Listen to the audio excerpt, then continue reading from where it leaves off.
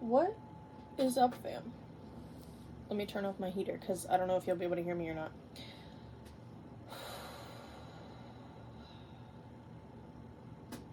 So I'm gonna do another shadow reading today since we are still working in this Mercury retrograde energy time.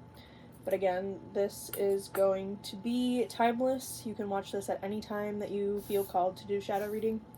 I encourage everyone to grab a notebook and something to write with so that you can catch the things that are meant for you.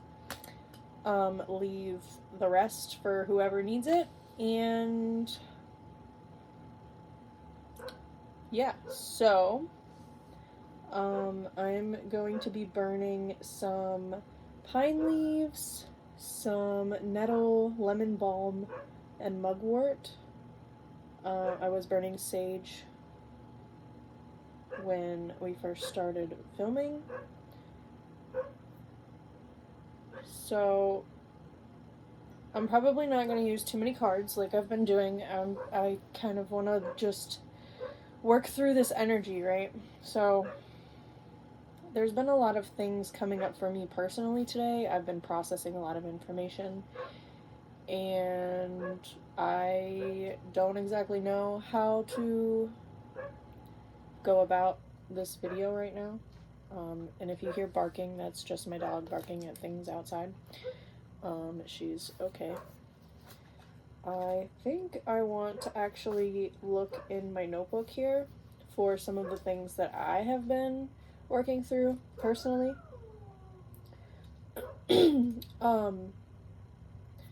This kind of energy of recreating yourself has been coming up a lot.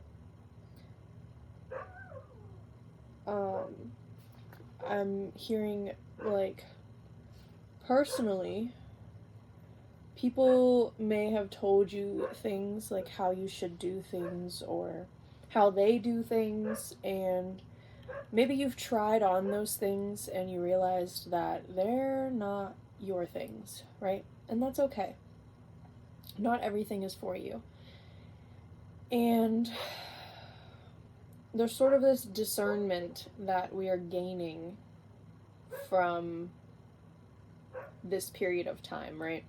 So you may have recently engaged with somebody who you thought was going to be for you, and it turned out that it wasn't for you long term, right? But they still taught you something. So people come into our lives to teach us things about ourselves, and it's okay that that relationship didn't work out long term, right? Because you gained something from it, and you are now able to take what you've gained and learn from it. Excuse me.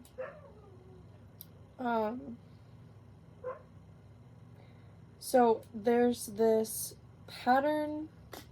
We're starting to realize these cycles, right, and patterns of how we have lived or how we've been living, and we're starting to kind of flow more with the natural cycles of life, which there are many. I actually wrote these down earlier when I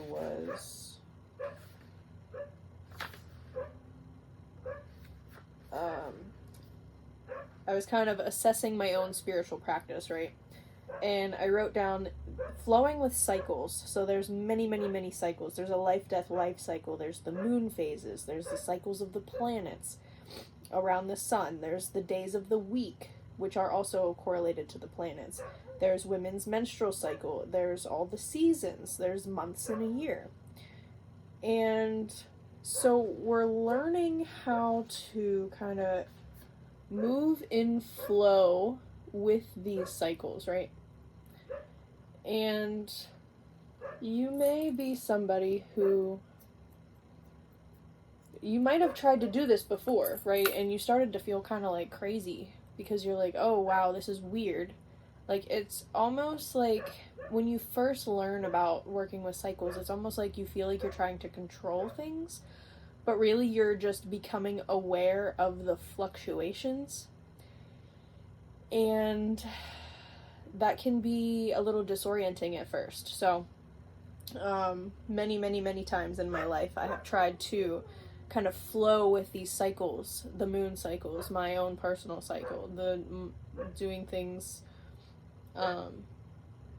just with these natural cycles, right? And when I attempted to kind of do these things, I became very hyper aware of other things, and it made me feel a little crazy, or like I was trying to control something, but it was actually letting go.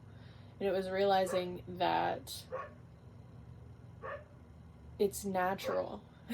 It's natural to go with these cycles, right? But it brought up like a little bit of resistance at first.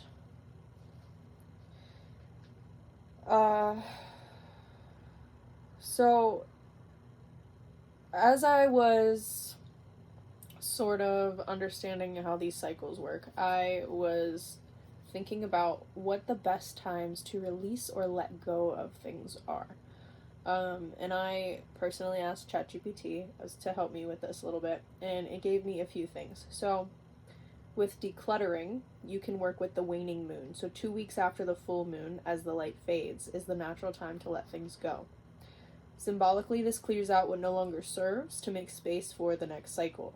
So some of the astrological signs that are best for this are Scorpio, Capricorn, Pisces, and Virgo. You don't have to follow this exactly, but it's just some extra stuff you could do. And then it also says after eclipses or during Saturn transits, because Saturn encourages maturity and release of excess baggage.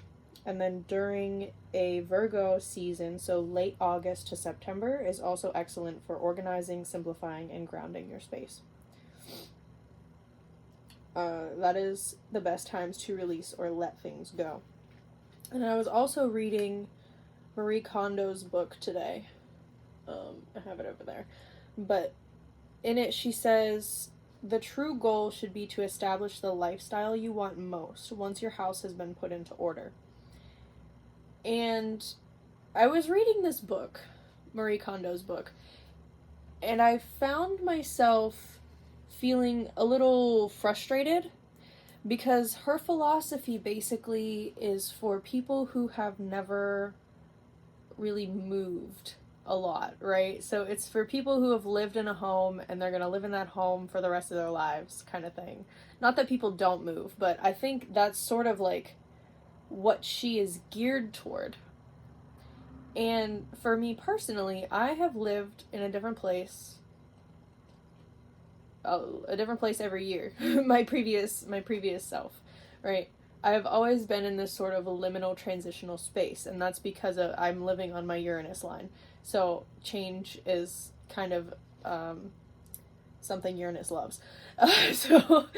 But for me, it's to teach me authenticity and to be myself no matter my circumstance, I guess.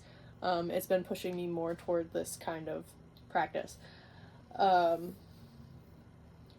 anyway, I digress. So I didn't agree with Marie Kondo's philosophy, and I didn't finish the book yet. I wrote down that I wanted to rewrite her philosophy for creatives, because the way that she describes things, she's like, well, you just throw away everything that isn't necessary, right? But if you're a creative person, you're gonna have a lot of tools and things, especially if you're a potentialite, like a multi-potentialite, and you have many creative things. So say you like to paint, so then you have all the tools for painting, you have paints, you have paintbrushes. But say then you also like watercolor. Maybe you need a different set of paintbrushes for your watercolor than you do for your acrylics. And then say you're into making clay projects, so you have a bunch of clay things. Or you like to paper craft, so you have different paper crafts. Or you like to crochet, so you have all your yarn and your crochet hooks. Or maybe you like to knit, so you have knitting needles, right? So you have all of these tools and things, and they kind of take up space.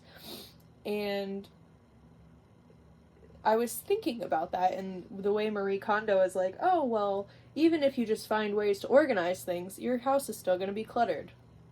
And like, I don't know, I didn't really agree with that.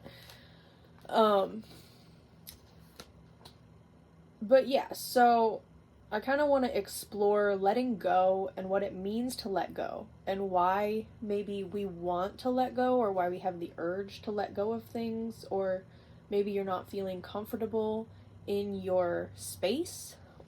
So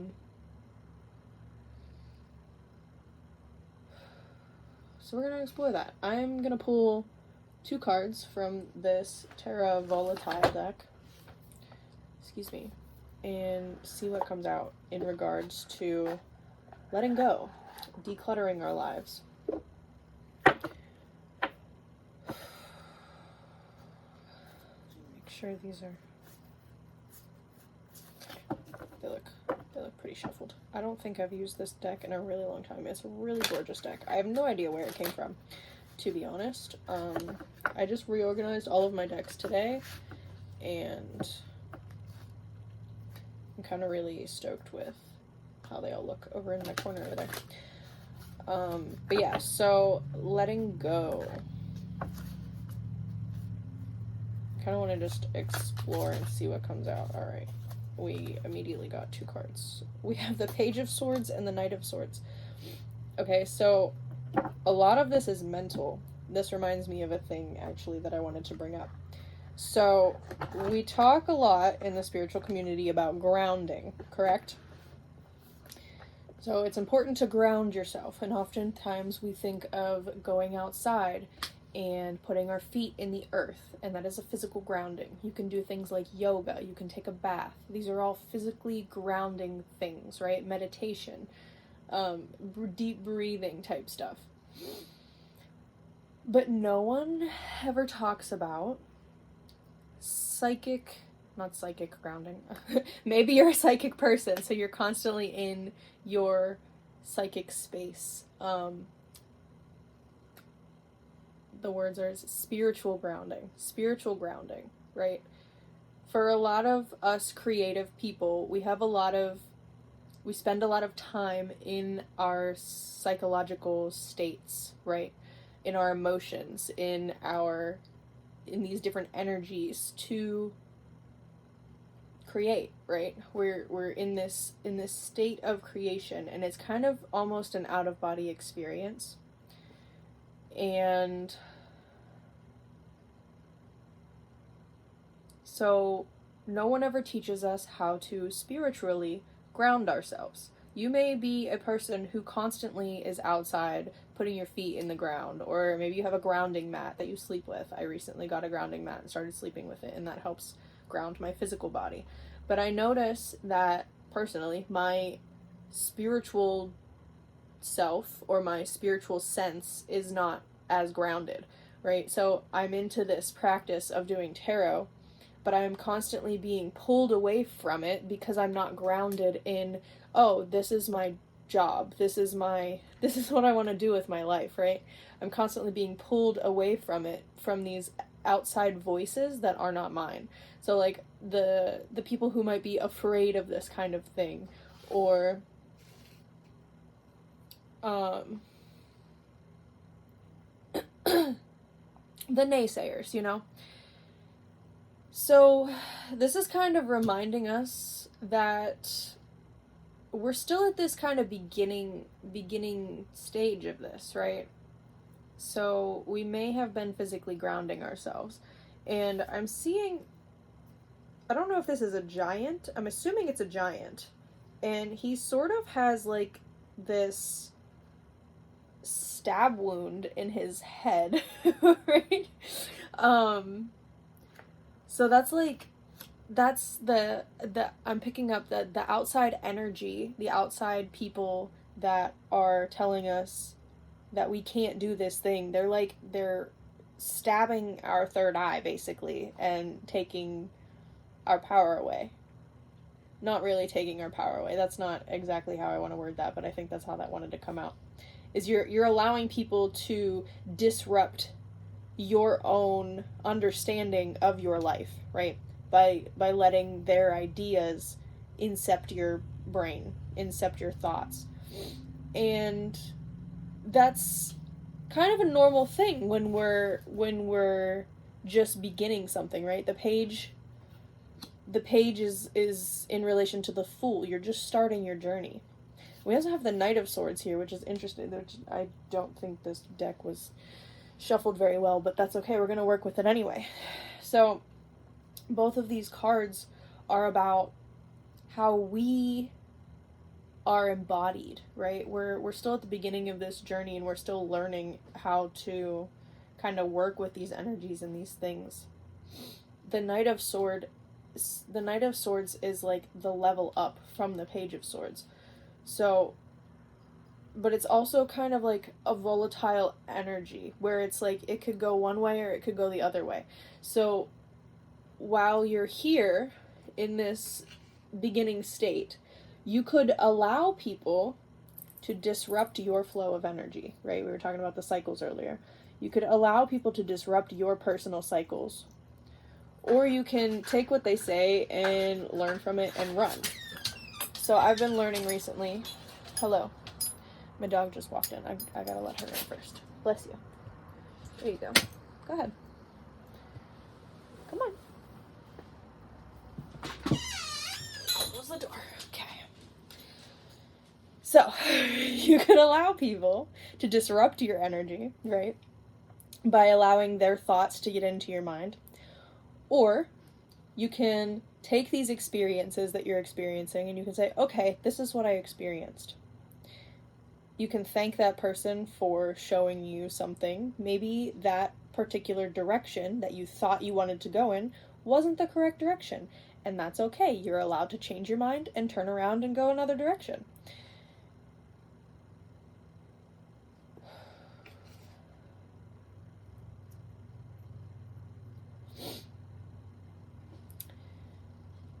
You're allowed to stand on your hill.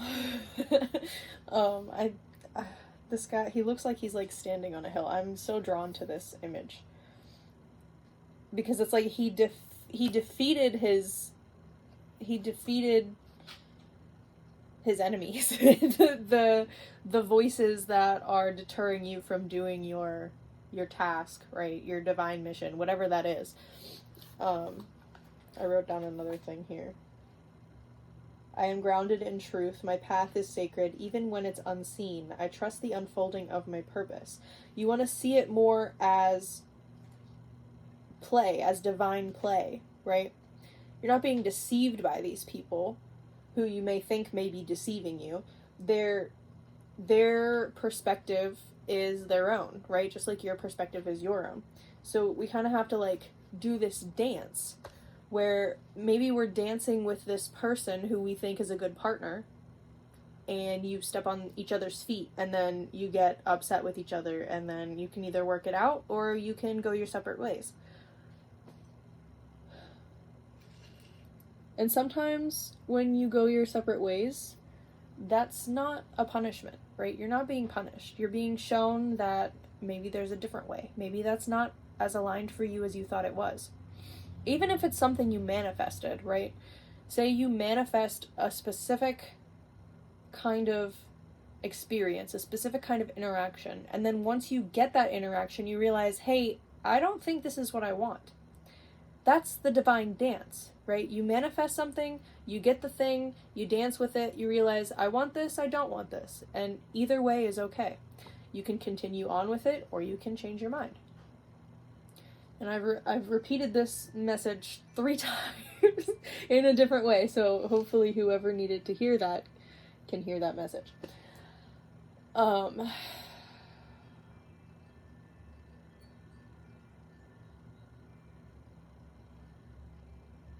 You're not a failure just because something doesn't work out. You can pick yourself up, dust yourself off, and carry on. You're already successful. By starting to do what it is that you want to do, whatever your soul is calling you to do, just by starting, you're already taking control of your life mission, your life purpose, right? You're allowing yourself to flow with these cycles. This divine dance between you and source or cosmos, or however you view the creative energy outside of you. I'm hearing smoke and mirrors. I don't know. Oh, smoke and mirrors.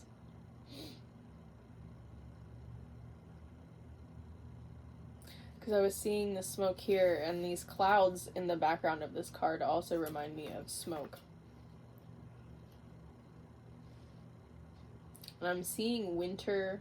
This card reminds me of winter. So we are, at the time of me reading this, it's also in winter, but winter is a personal cycle of stillness and going inside and trusting in the divine timing of things, right? Hibernation. We could be moving into hibernation mode. So if you're a creative person, we're going to go back to this creativeness, because if you're in my collective, if you're watching this video, you are probably a highly creative person. This creative energy needs time to incubate. This word incubate keeps coming up a lot too. Like eggs. I have a little, you can't see it, but I have a little faux nest over here with some eggs. They're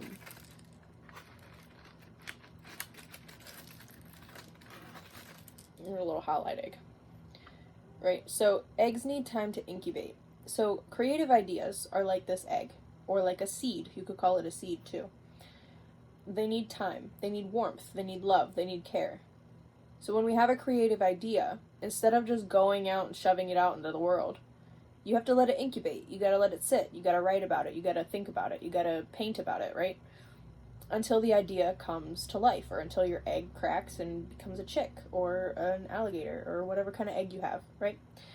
So these things take time, and we are moving into this sort of winter cycle, this cycle of winter. And there are actually many different cycles of winter. So there's the physical season cycle of winter. There's also a menstrual cycle of winter. So when a woman is actually going through her bleeding period, that is a personal winter in which she needs to rest and hibernate, right? So if you're a woman watching this, there's a time when you need to allow yourself to rest. And if you don't rest, then when the spring or the summer time for you comes, then you're not going to have the energy to be able to put the creativity into motion.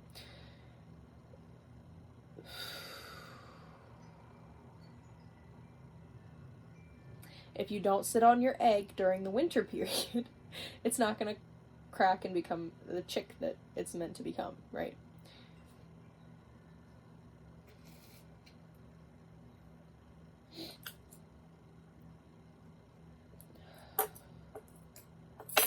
Whoops. I guess that's not supposed to be attached to that. Alright. I'm kind of hearing pull another card, but I don't know if I should pull it. Should I pull another card from this deck? From a different deck. I've been just pulling 2 cards, but I'm gonna pull another one and see what comes out. Well, first of all, at the back of the deck, we have indecision. 2 of swords. More swords. This is all very mental. This is all very mental aspecty.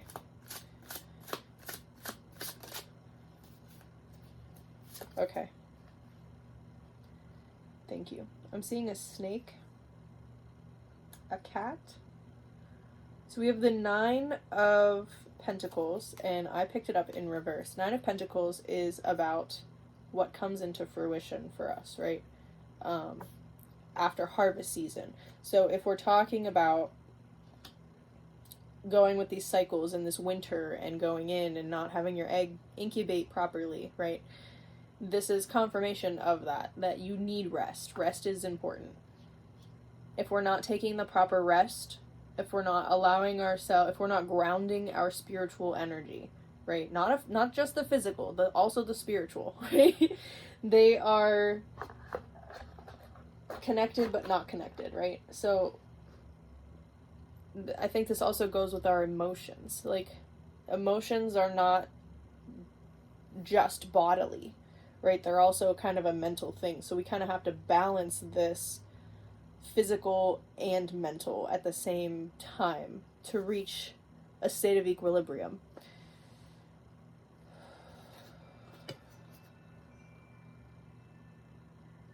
I'm seeing a lot of eyes.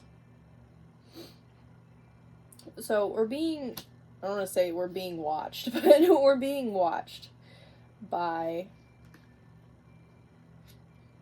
the creator, right? Is this a butterfly? Oh, that's a bird. That's also making me think about being, so he's connecting with this bird, right? So we're being watched by something bigger than us, right? Our ancestors, our spirit guides who love us unconditionally, gods and goddesses, the overall creator, source energy. You're being watched by these spirits who want to help you and assist you in your work.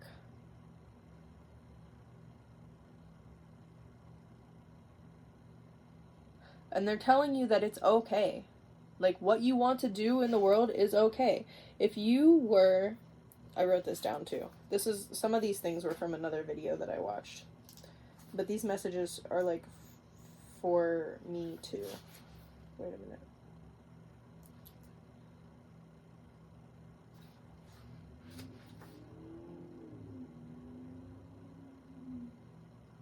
Are you open to the universe teaching you, or are you stuck in a state where everything has to work out? That was a big thing. If you knew you'd be fully supported, what would you do with your life? And we want to be more focused on ourselves rather than focused on what other people expect us to be like, right? So if you had the ability to do whatever it is you want to do, your heart's desire, what would you be doing? It probably sure as hell isn't listening to what other people are telling you to do. Or telling you should be doing or shouldn't be doing. Or you wouldn't be listening to the judgment of other people who don't understand your life path, right?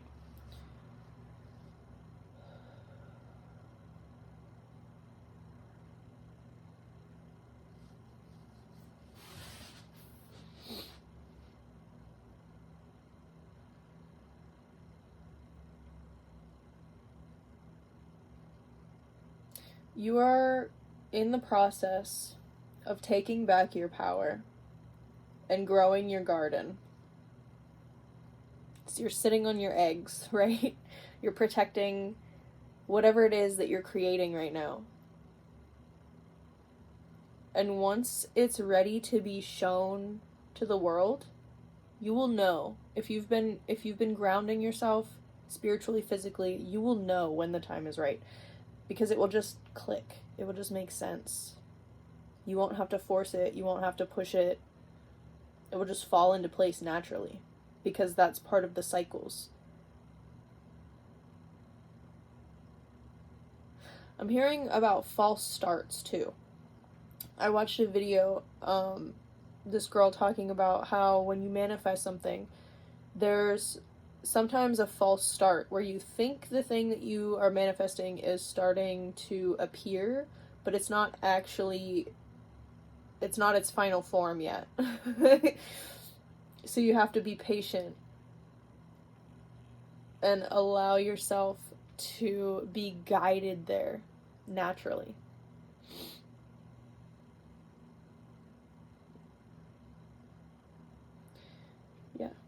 I think that's all for this message right now. If this resonated with you, you can go ahead and leave a like or a comment about what stood out most to you. Yeah, share it with a friend if you feel called.